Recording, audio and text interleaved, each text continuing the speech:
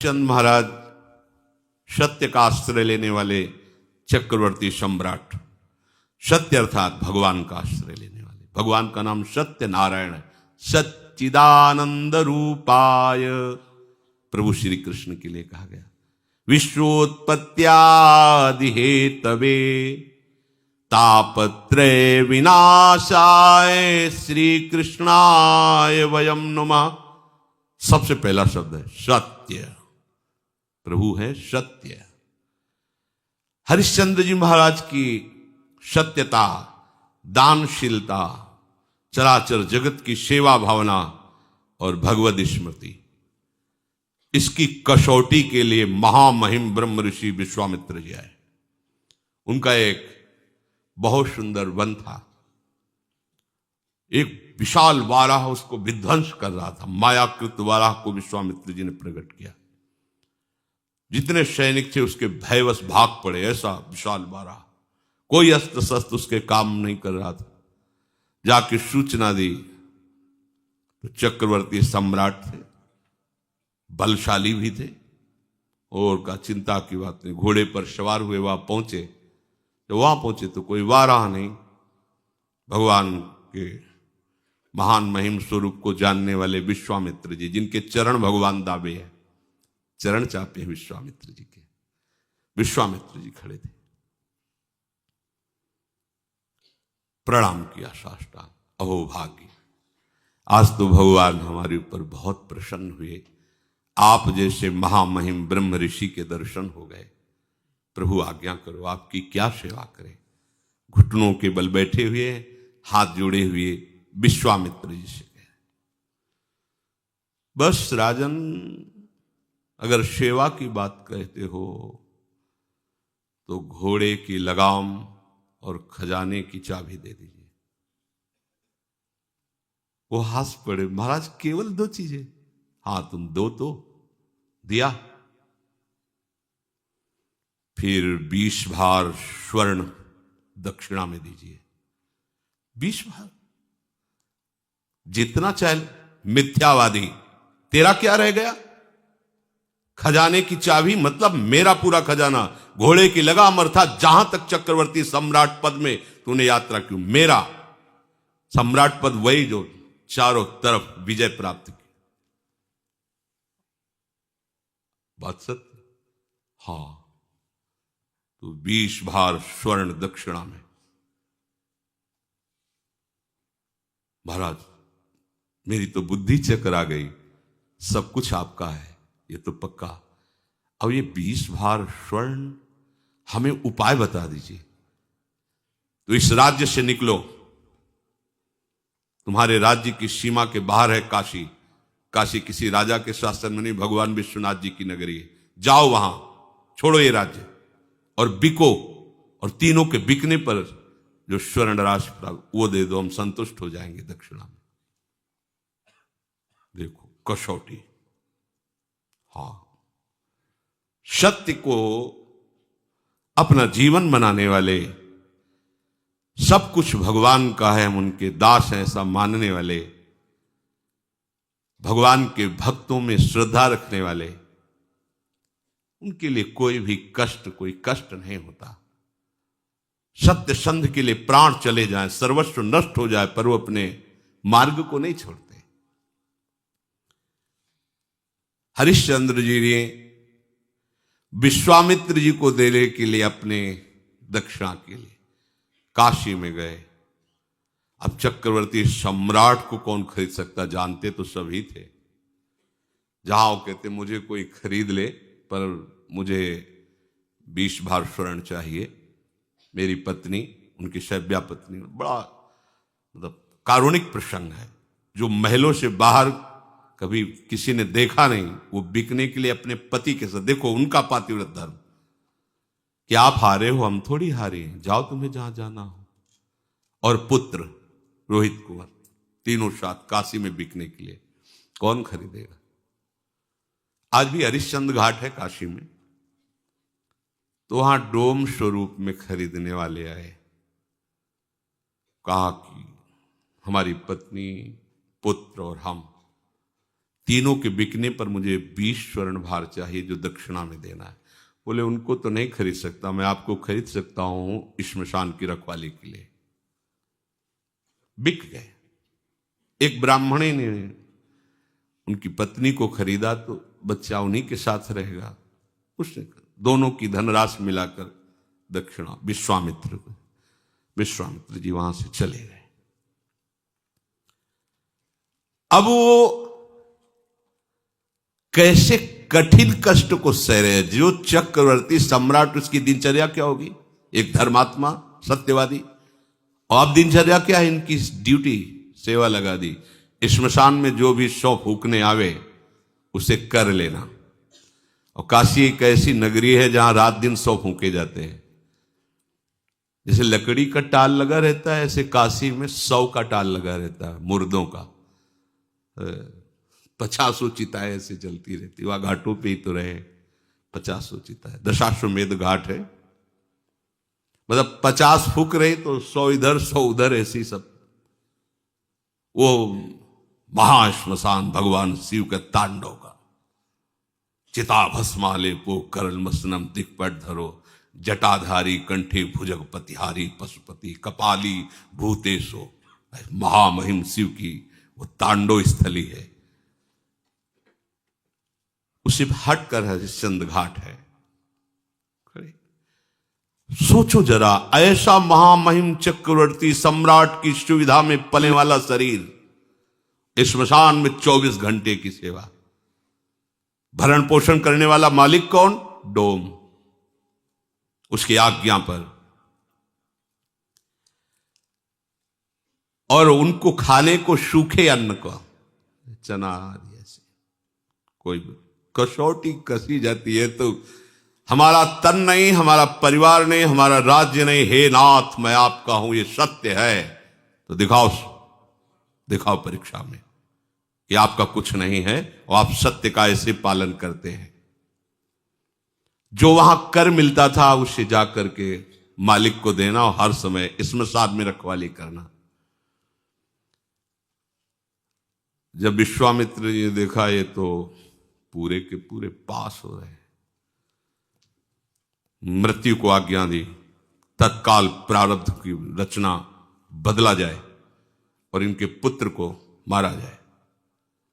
सांप बन करके डस मर गया। जिस ब्राह्मणी के आते उसने कहा कि मैं तो खरीद चुकी हूं सेवा के लिए, ये थोड़ी हम तुम्हारे बच्चे के संस्कार के लिए पैसे लगाएं। वो एक बार में खरीद लिया, आप करो जैसा करना हो। हरिश्चंद्र जी महाराज श्मशान में, इसके पास एक भी कोई सुविधा नहीं, क्योंकि बिके हुए के पास क्या सुविधा होती है? तो मालिक जैसे रखता है वैसे रखना होता है। बच्चे को गोद में लेकर के, अब मां का हृदय तो मां का होता है ना, अंदर से महान दुखी कि कम से कम सही माने में संस्कार तो कर दे। मांगना तो है नहीं स्वभाव में, बिके हुए को मांगने का अधिकार नहीं होता। मालिक की तरफ से कुछ मिलना नहीं। एक वस्त्र था, उसका एक टुकड़ा फाड़ा, बाजार से जाकर जो कुछ धूप आदि अंतिम समय जो थोड़ा सा, श्मशान में पहुंचे, अपने पति की तरफ देखा और जोर से रो पड़े। उन्होंने नेत्र नीचे कर लिए। हरिश्चंद्र जी ने कहा सावधान, मेरे मालिक का श्मशान घाट है, यहां अगर अपने बच्चे का शव दाह करना है तो आपको कर देना होगा।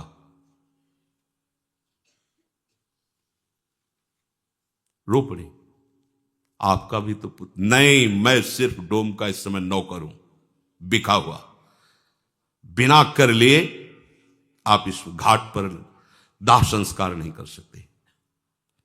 उनका स्वामी आपको पता है ना, आप पहचान रहे हो ना, मैं सिर्फ एक बिका हुआ नौकर हूं।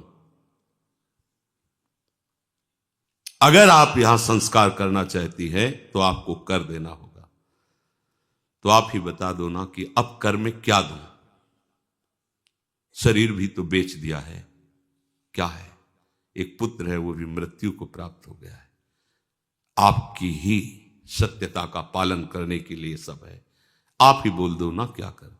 तो जितना वस्त्र बचा उसका अगर आधा आप दे दो तो इसी को हम कर मान करके आपको आदेश कर देंगे। रक्षा में श्मशान में रहते थे इसलिए उनके पास अस्त्र था ही, उससे वस्त्र कर के रूप में लिया।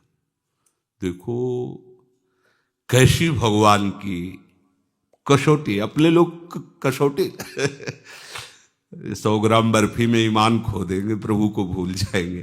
कसौटी लायक कहाँ है यार। तभी कह रहे कि आप सोचो प्रभु ने आपको क्या दिया है, अपने लोगों को क्या भगवान हमको दिया है। तुम्हें सत्संग का महत्व पता है, तुम्हें धाम का महत्व पता है, तुम्हें नाम का महत्व पता है, तुम्हें उपासना का महत्व पता है? नहीं, फिर भी हमें ऐसी अमूल्य चीज दे दी प्रभु ने, और कोई कसौटी नहीं की। कसौटी लायक नहीं तो कसौटी क्या करे। कसौटी तो इन महापुरुषों की होती है। प्रभु सर्वत्र हैं, मैं धोखा नहीं कर सकता, आपको कर देना ही होगा। फूट फूट करके रो रहे हैं। लेकिन जो सत्य प्रतीक भगवान का भक्त होता है कभी, अरे बड़े लीला बिहारी, बड़े लीला बिहारी, मतलब ये तो अपने लोग कलयुग के भक्त है, पूरी छूट है। हाँ राधा राधा को रबड़ी रसगुल्ला पाओ, जय हो। और वो ऐसे कृपालु इतले में नीचे जाते ले तो आरा चलवा दिया है, आरा चलवा दिया है। मोरा ध्वज चरित्र पढ़ के देखो, आरा चलवा दिया है। मेरा शरीर मेरा तू, तो चल मैं कहता हूं काट आरे से इसको। एकांत में तुम्हारे व्रत की परीक्षा होगी। देखो कैसा एकांत है, श्मशान घाट है, पत्नी और पुत्र मरा हुआ है, कोई देखने वाला नहीं, वहां डोम हाजिर थोड़ी जो उसने खरीदा था। और वो कह भी सकते थे कि देखो मेरी पत्नी मेरा आदेश के बिना कर के लिए। तो एकांत में भी अपनी निष्ठा को गिरने, आप एकांत में अपने प्रभु को एक तरफ रख लो और अपने एकांत को एक तरफ देखो। एकांत में आपकी प्रभु की प्रधानता रहती है, विषय की प्रधानता रहती है, आप खुद देख लीजिए। हरिश्चंद्र जी की आंखों में एक बूंद भी आंसू नहीं है।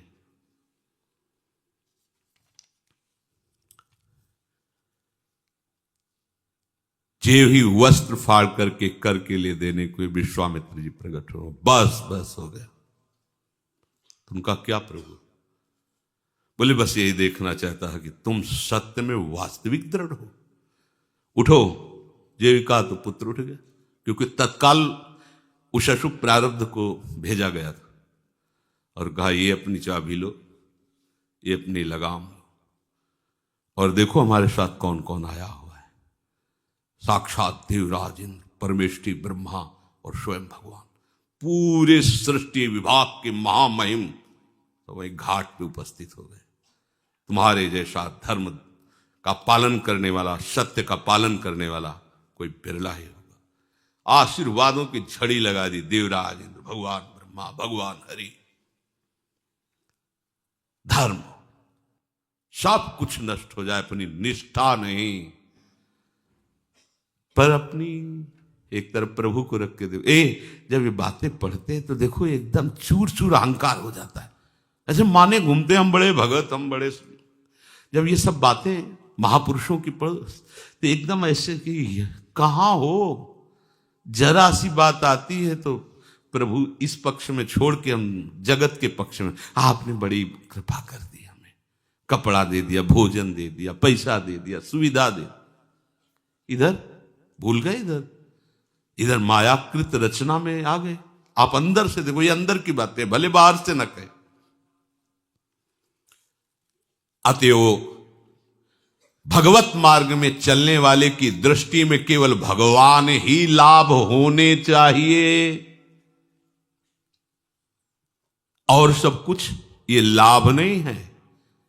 यह लाभ शंकर माना, भगवान के भक्तों के संग से भगवत प्रेम में अश्रु बह रहे, ये लाभ है, ये महान लाभ है। भोग प्राप्ति में नहीं, भगवत प्राप्ति में लाभ है। ये विश्व भरी मिठाई है, यहां का प्रणाम नमस्कार, यश कीर्ति, यहां की धन संपत्ति का गर्व। अगर आप इस त्याग के मार्ग पर सुदृढ़ अर्थात मजबूत कदम चलाओगे तो भगवान आपके मिलने के लिए तैयार है। हरिश्चंद्र को वापस राज्य मिला, स्वस्थ, सुशील और ज्ञान संपन्न उसी समय बेटा हो गया। जीवन में बीमार नहीं होगा, सब बिना शास्त्र पढ़े उसके स्फुरित हो गए। देखो, और भगवान ने साक्षात उनको दर्शन दिया। अगर थोड़ा भी ये सब मिलता, राज्य भी वापस कर देते, वो तो केवल देख, लेकिन उनका यश न गाया जाता, कहीं भी हिले नहीं, बेच दिया अपने आप को। ऐसा कि भाई आपने तो नहीं कहा था कि पूरा राज्य दे दो, ऐसा कैसे फंसा लिया आपने? कुछ नहीं, हाँ उनका ठीक बात आपने कही, खजाने की चाबी और घोड़े की लगाम, जहां तक सम्राट का राज्य होता है सब कुछ आपका हो गया, अब मैं बिक करके आपको दूंगा। कहीं रोष नहीं कि आपने छल किया। एक तरफ भोग आएगा और दूसरी तरफ भगवान। अब आपकी कसौटी हो रही प्रतिपल, आप भोग को स्वीकार करते हैं या भगवान को? तो हम क्या करते हैं, भोग भगवान को लगा के प्रसाद स्वीकार करते हैं, सीधे भोग नहीं, वो सीधे भोग प्रियालाल को, प्रसाद अपने, प्रसाद हमारा जीवन है, प्रसादे सर्व दुखा नाम हानिरस्य उपजायते, हमारा जीवन ही प्रसाद हो गया। आप भोगों को चाहेंगे या प्रभु को? आप देख लो, तुम्हारी निष्ठा ही सिद्ध कर देगी तुम क्या हो। विषयासक्त हो तो याद कर लो, पग पग पर तुम्हें क्लेश, अशांति, दुख और पाप बढ़ेगा। सुख किसे कहते सोच भी नहीं सकते। यह हम तुम्हें बहुत सावधानी की बात कहते हैं। तुम अपनी संपत्ति को महत्व देते हो या प्रभु को? तुम्हारे साथ क्या जाएगा यहां से? अरे मृत्यु के पूर्व ही सब कुछ नाश हो रहा है, तुम देख रहे हो, फिर मृत्यु आने पर शरीर का ही नाश हो जाएगा, जाएगा क्या? तो सावधान हो करके आप इससे प्रभु को क्यों नहीं प्राप्त कर लेते? इससे अपना भाव हटा लीजिए। हमारी संपत्ति दंपत्ति है, हमारा सुख उनकी सेवा है। कुंज महल की टहल सुख, दंपत्ति संपत्ति पाई है। हम यहां जो कर्म कर रहे हैं उसके अंतर में देखो, भोग की प्रेरणा से कर्म हो रहा है या भगवत प्रेरणा से हो रहा है? भगवत प्रेरणा से होगा तो शास्त्र सम्मत होगा, भगवत प्रसन्नता के लिए होगा, और अपनी इंद्रियों की प्रसन्नता के लिए होगा तो शास्त्र विरुद्ध हो जाएगा, और वो भोग की प्रेरणा से हो रहा है। दोनों बात साधक को देखनी कि भगवत प्रेरित कर्म है या भोग प्रेरित कर्म है। यदि हमारे कर्म में हेतु है भगवत प्राप्ति और उसका प्रयोग है जन मंगल, तो भगवत प्रेरित हो रहा है। अगर हेतु है अपनी इंद्रियों का भोग, इंद्रियों का सुख, और अंदर से भाव है कि मुझे सुख मिले, दुनिया में आग लगे कोई, यह है भोग प्रेरित। कहां से भगवत भाव आएगा? ऐसे आदमी वैर करते रहते हैं, हिंसा करते रहते हैं, पाप करते रहते हैं, भले वो कुछ भी दिखावें, उनकी वृत्ति प्रभु में नहीं लग सकती। देखो, जो प्रभु का जन होता है, बड़े से बड़ा भोग उसे विचलित नहीं कर सकता, अपने लक्ष्य पर दृढ़ रहता है। भगवान की प्रेरणा से, भगवान की आज्ञा से दिव्यास्त्र लेने के लिए अर्जुन जब देवलोक को गए, स्वर्ग को बताया है सत्संग में, तो अर्जुन को अपने आधे सिंहासन पर देवराज इंद्र ने बैठाला। एक तो पुत्रवत भाव, दूसरे भगवान के सखा है। सभा में स्वर्ग की सबसे सुंदर अप्सरा श्री उर्वशी जी है। ये भगवान नारायण की जंघा से इनका प्रादुर्भाव हुआ है, इनकी जैसी कोई दूसरी अप्सरा नहीं। वो जब सभा में नृत्य गान के लिए आई तो अजान बाहु अर्जुन, कमल नयन, भगवान के प्रतिरूप है अर्जुन जी। वो देखती रह गई अर्जुन जी को। अर्जुन भी बड़ी एकाग्रता से उर्वशी जी को देख रहे थे। देवराज इंद्र की दृष्टि पड़ी।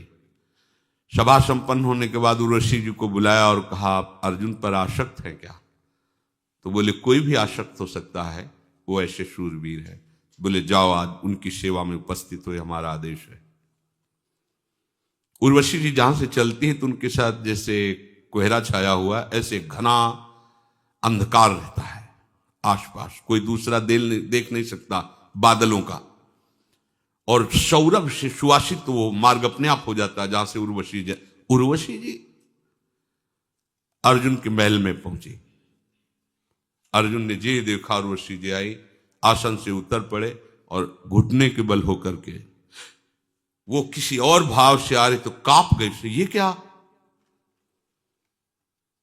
तुम जानते नहीं हो तुम क्या कर रहे हो? अर्जुन का जानता हूं,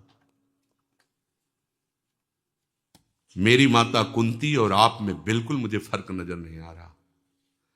माता माद्री और माता कुंती, उसी दृष्टि में आप मेरी हो। बहुत रोष है। ऋषि जी का देवराज इंद्र ने आदेश किया है आपकी सेवा में उपस्थित होने, आप ऐसा व्यवहार मत कीजिए, अर्जुन जी से कहा।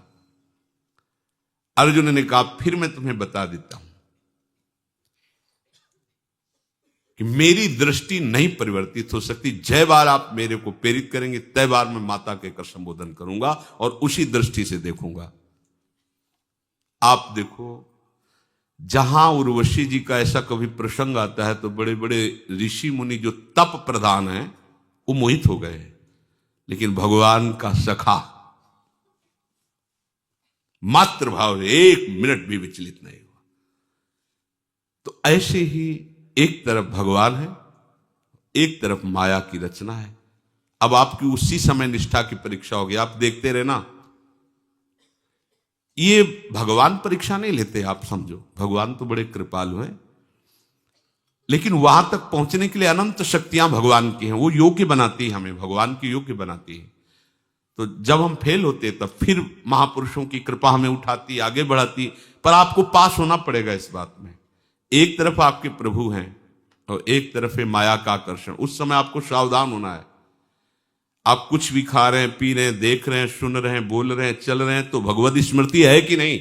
अगर नहीं है तो आप लुट गए उधर, आप उधर प्रभावित हो गए, उधर ज्यादा मात कर लिया प्रभु से बढ़कर, तभी तो उसकी याद उसी में तन्मय हो गए जो प्रभु से बढ़कर माना।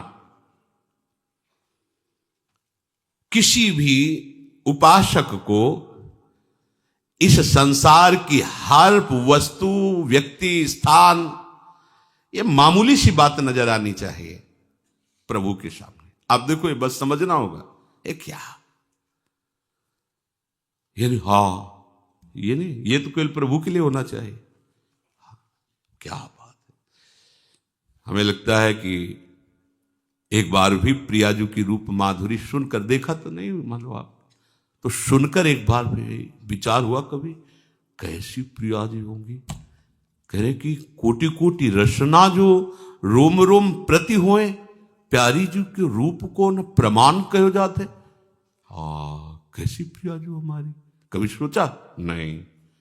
ऐसे साधारण मर्त रूपों को, मर्त पदों को, मर्त बातों को उपासक ऐसे करके देखे तो मतलब फिर तो गड़बड़ हो गया ना। देखो ना, उर्वशी जी की तरफ कैसी दृष्टि अर्जुन जी की है। वो कह रहे कुंती माता के समान आपके प्रतिभाव है। हमारी अगर दृष्टि कहीं जाए तो अपने प्रियालाल को लेके जाए, अकेले ना जाए। अकेले जा रही मतलब प्रियालाल से बढ़कर आप उसको मान लिए हैं। अब इसकी पहचान कि आप प्रियालाल को लेकर के हो या आप उस व्यक्ति वस्तु के महत्व को लेकर हो। तो भगवान कह रहे हैं तुल्य निंदा स्तुतिर मौनी संतुष्टो एन केनचित अनिकेतः स्थिरमतिर् भक्तिमान में प्रियो न रहा। थर्मामीटर डाल दो, कितना बुखार है पता चल जाएगा। ये भगवान ने थर्मामीटर दे दिया। प्रभु को यदि तुम अपना महत्व दे दिए हो कि मेरे प्रीतम से बढ़कर कोई नहीं, तो आप व्यवहार में जाओगे, व्यक्तियों के बीच में जाओगे, वस्तुओं के बीच में जाओगे, पदार्थों के, कोई घटना, कोई परिस्थिति, पर उस समय आपकी स्थिति ये होगी तो आप प्रभु को लिए हुए हैं। क्या? तुल्य निंदा स्तुतिर। आप जब व्यवहार में उतरेंगे तो कोई आपकी निंदा भी करेगा, है, होता है, सबकी होती है। ऐसा ना सोचो कि वाह वाह, गालियां भी मिलेंगी, वो मिलती है, और वाह वाह भी होगी। ऐसा नहीं कि केवल गालियां ही मिले, स्तुति भी होगी। क्या बात है, ऐसा भी होगा, और उधर से भी होगा। क्या बात है, कुछ नहीं, पाखंड है, नाटक है, नौटंकी है, रुपया कमाने का तरीका है। अब दोनों बातें सुनकर के तुम्हारे हृदय में कुछ भी हलचल नहीं होनी चाहिए। तुल्य निंदा स्तुति समान, बिल्कुल कोई हलचल नहीं होनी चाहिए। गाली मिली, अरे अब तो लोग ऐसा कह रहे हैं, ऐसा कह रहे हैं, बिल्कुल शांत। या बड़ाई हो रही, ऐसा लोग कह रहे हैं, ऐसा कह रहे, बिल्कुल शांत, कोई फर्क नहीं। तो आप प्रभु को लिए हुए हो साथ में। और मौनी, ना स्तुति करने वाले की प्रशंसा, ना निंदा करने वाले की निंदा। शांत, किसी के विषय में कुछ नहीं बोलना, शांत, मौनी। इसीलिए भगवान ने मौनी, मन शांत अपने प्रभु में लगा है। मेरे प्रभु की लीला है, कोई स्तुति कर रहा है, कोई निंदा कर रहा है, ये सब मायाकृत है। शांत, ये समझा नहीं रहा किसी को, अपने आप अपने मन, और मन को शांत किए हुए प्रभु में लगाए। मन मौन हो गया, वाणी की क्या कहे, मन मौन हो गया। भगवान कह रहे हैं अगली बात, संतुष्टो एन केनवा एन केनचित। कैसी भी परिस्थिति है, विकट से विकट घटना है या बड़ा से बड़ा महान, कोई हलचल हृदय में नहीं, संतुष्ट है, शांत है एकदम। अनिकेता, रहने के स्थान में बिल्कुल कोई ममता नहीं है कि ये मेरा है। स्थिर मतिर, भगवान में एकमात्र प्रियालाल में मति स्थिर है। भगवान कहते हो मेरा भक्त है, मेरी मान्यता में। भगवान कहे मेरी मान्यता, और मुझे वही भक्त प्रिय है जो ऐसा है। भक्तिमान में प्रियो नरा, वो मनुष्य मुझे बहुत प्रिय है, वो मैं कहता हूं मेरा भक्त है जो ऐसा है, जो निंदा में स्तुति में समान भाव, मन जिसका शांत हो गया है, वाणी जिसकी मौन, उस वाणी मौन उसी की कही जाती है। करना मौन नहीं, कितनी परेशानी है। कोई कोई मौन को तो प्रपंच से का स्वरूप बना लेता है। समझा नहीं, पूरी जान की ताकत उसमें। अरे बोल दो भैया, राधा राधा बोल के बोल दो भैया, उसको बोल दो, काहे को पूरी जान की ताकत। अब पूरा मन बुद्धि चित्त उसी में लगाए। अब 10 मिनट उसको लिखी एक बात, अब पूरा का पूरा मतलब। ये मौन भैया कभी न रहना, ये लिखा पढ़ी वाला ऊ वाला ये कभी न। विचार पूर्वक आवश्यक है तो शब्द बोले, भाई आप ऐसा कर लीजिए, राधा राधा, शांत, उसे मौन भी कहते हैं। विचार पूर्वक आवश्यक है तो शब्द बोल दिया, नहीं शांत है। अब ऐसा नहीं कि वह लगे हैं तो लगे हैं प्रपंच की बातें घंटों करने में, ये ऐसा नहीं। हमने देखा है, अब वो गैस जो बनती है ना, कैसे निकले, तो हम हमारे पास मौनी भी रहे हैं। तो गंगा किनारे जैसे बैठे ना, ना हमें भजन कर लेते रहे, खुद भजन कर। अब वो उधर चित्तवृत्ति लगाओ तो भजन छूटता, चित्तवृत्ति न लगाओ तो समझ नहीं सके। नहीं समझा नहीं महाराज क्या कहे। अब बालू में, अब बालू में पढ़ो, उसमें मतलब बहुत ही बेकार बात है, बहुत ही बेकार बात। वो खुद चिंतन नहीं कर सकता, दूसरे को भजन में विक्षेप पहुंचाएगा। वो कहा जाता है मौन, कुछ नहीं इससे। राधा राधा राधा, कोई बात है तो सीधे बोल दो। वाणी बोलने के लिए है, अमूल्य वाणी है, परहित की वाणी से बोलो, भगवान नाम लेके बोलो, भगवान नाम लेकर चुप हो जाओ। तो बीच में जो कुछ परहित की भावना से कहोगे भजन ही माना जाएगा, इसे मौन। संतुष्टो इनकी, कैसी भी परिस्थिति हो असंतुष्ट मत हो। कैसी भी खान पान व्यवहार के अच्छी से अच्छी हो तो भी बुरी से बुरी हमें नहीं। शरीर का जैसा प्रारब्ध, जैसा हमारे प्रभु विधान रखते हैं वैसे हमें चलना। शांत रहो, संतुष्ट रहो। संतुष्ट तभी रह सकते हो जब आपके पास प्रभु है। जैसे पारसमणि जेब में है, सोने की अंगूठी कोई ले गया या गले की चैन ले गया तो आप असंतुष्ट होंगे क्या? जानते, घर जाते 1 किलो लोहे में छुआ देंगे, सोना बन जाएगा। कितनी जंजीरें पहनो, पहन लो। पारसमणि जिसकी जेब में है उसके पूरे सोने को चुरा लिया जाए तो असंतुष्ट होगा क्या? क्यों? उसे पता है पारसमणि घर जाकर के मंदोमन सोना बना लेंगे हम। ऐसे ही जिसके पास भगवान है, पूरी सृष्टि उसके खिलाफ हो जाए, उसको असंतुष्टता होगी क्या? अरे सबको प्रकट करने वाला मेरा स्वामी मेरे पास, जो सब कुछ बना हुआ है वो मेरे पास स्वामी है, अब मुझे क्या कमी? सब छिन जाए, सब नष्ट हो जाए तो भी वो मुस्कुराएगा, क्योंकि उसके पास सब कुछ बनाने वाला है। और प्रभु नहीं है तो ये बात तो नहीं आएगी संतुष्टो एन केनवा। अगर आप सच्चाई से भगवत मार्ग में चल रहे तो आपकी निंदा होगी तो आपको बिल्कुल परेशानी नहीं होगी। और अगर आप निंदा में परेशान हो गए तो आप खोज लो आपके साथ कोई गलती है, कोई असाधन है।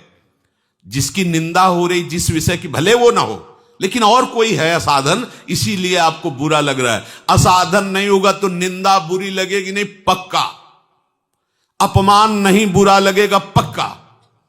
सम्मान अच्छा नहीं लगेगा, प्रशंसा अच्छी नहीं लगेगी, पक्का। यदि आप सही मार्ग में चल रहे तो ये लक्षण आएंगे। सम्मानम कल्याति घोर गर्लम नीचापमानम सुधा, ये थर्मामीटर है। पर चाहे जितना हो, जब प्रशंसा होती है ना तो यहां देखना, यहां कुछ ठंडा ठंडा सा लगता है, ऐसा बढ़िया है। और जब कोई निंदा करता है ना तो दृष्टि ऐसी होती कि दुर्वासा वाली तपस्या का पास होती है तो आज दिखा देते कि महात्मा की निंदा का फल क्या होता है, भस्म ही कर देते इसको। वो ऐसी, और यहां एक जलन होगी, बिगड़ गया सिस्टम। यहां फर्क पड़ गया दोनों में, इसलिए आप प्रभु को स्वीकार नहीं किए हैं।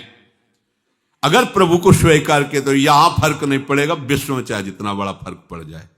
दिल में दिलवर बसा हुआ है, फिर क्या परेशानी है?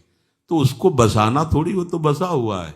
तुम्हें स्वीकार केवल करना है, हर समय उसी के चिंतन में रहना कि वो है हमारा। ये इतने बड़े बलवान हो जाओगे, इतने बड़े धनवान हो जाओगे कि पूछो मत। अरे ये प्रभु जिसके पास है तो फिर रह क्या गया? एक ऐसे निमेष में अनंत ब्रह्मांडों की रचना करने वाला हमारे हाथ पड़ गया। अब हम कोई रचना में परेशान होना है क्या? वो नई रचना एक सेकंड में कर देगा। हमारे पास इतना, मुख में हो राम नाम, राम तेरे हाथ में। बोले तुम चिंता मत करो, अमुक पदाधिकारी मेरे हाथ में है। तो भक्त कैसा होता है? प्रभु का नाम जपता है तो प्रभु उसके हाथ में है। जैसे पतंग जिधर चाहे उड़ावे, ऐसे बंदे तू अकेला नहीं, राम तेरे साथ, भगवान तुम्हारे साथ है। ये बात समझना। अनिकेता, ये प्रियाजू का है। हम सब प्रियाजू के आश्रय में रहे। कोई से मेरा नहीं कह सकता है, ना आप कह सकते हैं ना मैं कह सकता हूं। ये प्रियाजू का है। ऐसे ही आप अपने घर को प्रभु का मंदिर विराजमान करके प्रभु की सेवा विराज, उसे प्रभु का मानो तो अनिकेता हो जाएगा भगवान को जो प्रिय है। स्थिर मति, अपनी बुद्धि को प्रभु में निश्चल कर लो। प्रभु के जैसा कुछ नहीं है, कोई नहीं है, कहीं नहीं है। तो प्रभु से बढ़कर फिर कोई कैसे हो सकता है? पर हम लोग यहां घाटा सह लेते हैं। प्रभु से बढ़कर किसी वस्तु, व्यक्ति, स्थान को महत्व दे देते हैं तो भजन छूट जाता है। प्रभु कहते हैं जो ऐसा भक्त है वो मुझे बहुत प्रिय है, और वही वास्तविक संसार की सेवा अपने जैसा भाव करके कर सकता है। शेष चर्चा आगे। श्री राधा।